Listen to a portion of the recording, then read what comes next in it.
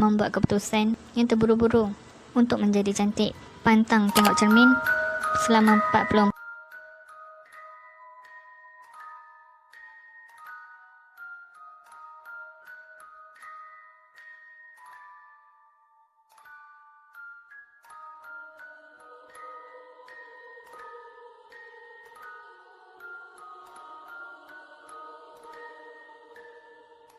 Okay, hai korang, selamat datang ke dalam channel YouTube aku. Okay, untuk video kali ni aku akan cerita kisah tentang hantu purdah. Sebab semalam ada seorang rakyat FB aku ni, dia komen dekat post FB aku, dia cakap macam ni: Aisyah Humaira binti Osman, boleh tak hamba nak request story? Carilah cerita pasal hantu purdah yang pernah top dulu. Okay, thank you dekat Abang Laksamana sebab sudi bagi cadangan untuk video aku yang seterusnya. Dia bagi tahu ni semalam, tapi semalam aku tak dapat buat sebab aku buat video penanggal.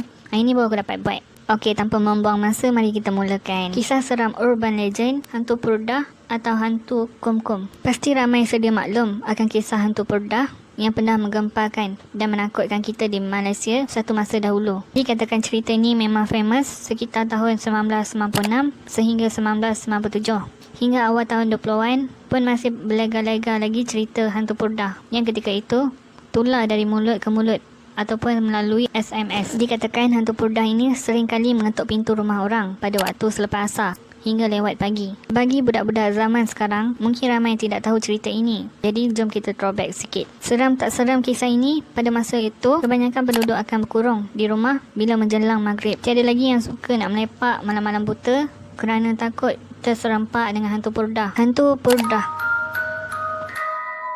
sebenarnya dikatakan hantu purdah ini ialah gadis, bukannya hantu. Cerita dia macam ni. Hantu purdah ini berkisahkan tentang seorang gadis yang sedang menuntut di sebuah IPT di Malaysia. Malangnya, gadis ini kononnya selalu dipinggirkan oleh kawan-kawan dia. Konon-kononnya masa tu kawan-kawan dia ni semuanya cun dan tak nak kawan dengan dia. Oleh yang demikian, si gadis ini telah membuat keputusan yang terburu-buru untuk menjadi cantik. Pantang tengok cermin selama 44 hari. Lalu dia telah bertemu dengan seorang bomoh yang pakar dalam ilmu hitam. Dia pendekkan cerita, dia menuntutlah ilmu hitam itu. Tetapi ada syarat yang harus gadis itu patuhi sebelum mendapatkan wajah yang cantik. Dia dikatakan tidak boleh melihat cermin. Maksudnya dia tak boleh tengok sedikit pun paras wajah dia di hadapan cermin selama 44 hari. Jadi setelah gadis itu mengamalkan ilmu itu, selama beberapa hari kemudian, para kaum madam terkejut dan tertawan dengan kejelitaannya. Masa itu, gadis ini memang excited sangat sebab ilmu yang dia amalkan itu menjadi. Tetapi itulah, disebabkan tidak terlalu sabar dan terlalu obses dengan kecantikannya, dia telah melanggar pantang yang telah ditetapkan. Dia telah melihat cermin untuk mendapatkan kepastian adakah wajahnya benar-benar menjadi jelita. 44 anak dara diburu. Oleh yang demikian, bertukarlah wajahnya menjadi sangat hodoh. Separuh dari tubuh dan wajahnya menjadi buruk akibat melanggar pantang. Mukanya mula ditumbuhi bisul. Nanahannya bercampur darah mulai keluar dari luka-luka bisul tersebut. Lalu dia telah memakai purdah untuk menutupi wajahnya yang telah menjadi hodoh. Gadis itu kemudian bertemu semula dengan bomoh sebelum ini untuk mengetahui cara mengembalikan wajahnya semula. Bomoh itu memberitahunya jika gadis ini ingin wajahnya kembali seperti asal, maka dia haruslah meminum darah daripada 44 anak dara. Maka bermulalah hantu purdah merayau-rayau untuk mencari 44 anak dara demi mengembalikan semula kejelitaan wajahnya. Pada waktu ini, takkan nampak orang-orang berkeliaran tak kira di mana-mana mulai dari selepas asar. Memang orang takkan keluar rumah sebab takut dengan gadis purdah itu. Memang masa tu gempak dan top lah cerita ni. Hantu purdah ini akan merayau-rayau di mana-mana saja untuk mencari anak dara. Hantu ini lain macam sikit. Kau baca ayat kursi pun dia takkan lari. Nama pun manusia kan. Jadi cara untuk mengelakkan hantu ini adalah dengan berkurung di dalam rumah. Guna jarum peniti.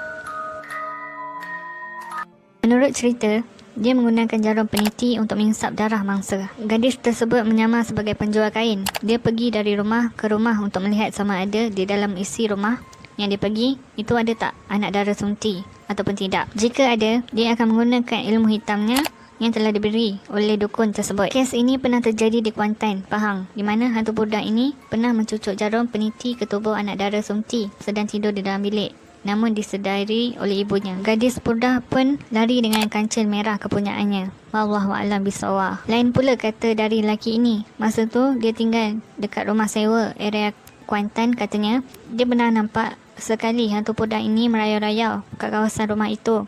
Konon-kononnya dia tengah menjual kain. Entah betul ataupun tidak, tapi menurut cerita dia memang tak ada kejadian ngeri yang berlaku masa tu. Lagi satu, hantu ni tak reti nak bagi salam dengan betul. Mungkin disebabkan ilmu hitam yang dituntut itu menghalangnya. Dia akan sebut kum. Dia tak ada sebut Assalamualaikum dengan tepat. SMS tular pada tahun 1996 hingga 1997 yang berbunyi, hantu pudar tengah mencari mangsanya yang ke-20. Hati-hati, jika terlihat wanita berpudar menjual kain, jangan keluar. Sengaja dicipta.